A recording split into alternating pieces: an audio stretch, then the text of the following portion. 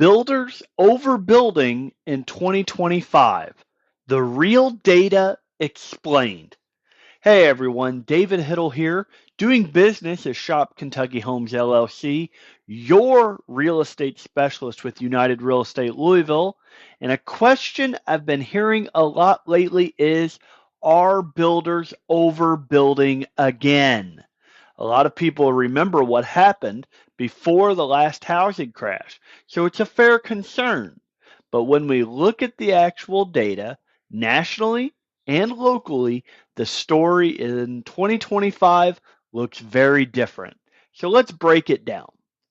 Before we dive in, please make sure you like and subscribe if you want clear, data-driven housing updates. No hype, just the facts that matter to buyers and sellers here in Kentucky.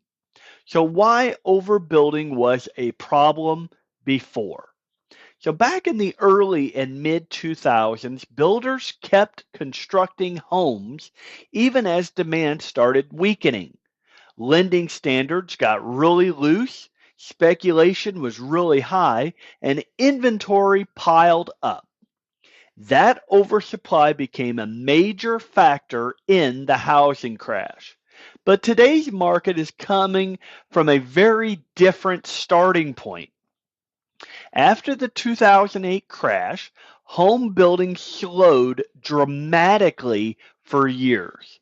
Population growth and household formation continued, but construction never fully caught up. So instead of entering 2025 with too many homes, the U.S. entered this cycle with a housing shortage, not a housing surplus. That difference makes a lot of difference. So what national construction data is showing us? So if builders were truly overbuilding, we would expect to see the following. Housing permits surging, single-family starts accelerating rapidly, widespread speculative construction. But recent federal construction data shows something much more measured. Single-family housing starts and permits are not exploding. In fact, in several recent reports, they are flat or slightly lower than a year ago. Builders today are being very cautious.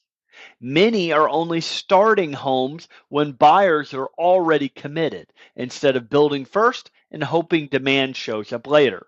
And that is a major shift from the pre-2008 mindset.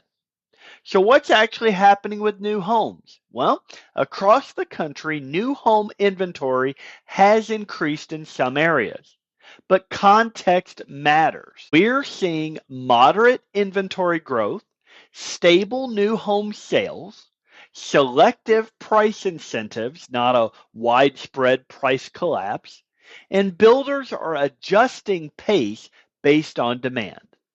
An increase in inventory after years of an extreme shortage doesn't mean overbuilding. It often means the market is finally moving towards balance. So now let's bring this home to the Louisville metro area, including Jefferson, Bullitt, and Shelby counties. Local market data tells a similar story to the national news. Inventory is up compared to last year, but it is not rising from historically low levels. That's not oversupply, that's recovery. We've also seen that absorption rates are increasing, meaning homes are taking slightly longer to sell. Average and median sale prices are remaining stable to higher year over year. New construction projects are being phased and controlled. If buyers were overbuilding here locally, we'd expect to see sharp price drops and excess unsold homes, and that's simply not happening. Local builders are pacing projects carefully and responding to real buyer demand. So finally, are builders overbuilding? When you put all of this data together, both nationally and locally, the answer is pretty clear. No, builders are not overbuilding in 2025. What we are seeing is a cautious effort to address years of underbuilding, not a repeat of past mistakes. That doesn't mean that every market is identical, but the overall data does not support a nationwide overbuilding concern. If you are considering new construction or wondering how building trends affect your home's value here in the Louisville area, I'm always happy to help. Reach out anytime and don't forget to subscribe for weekly Kentucky real estate updates backed by real data. Thanks for watching, and I'll see you in my next video.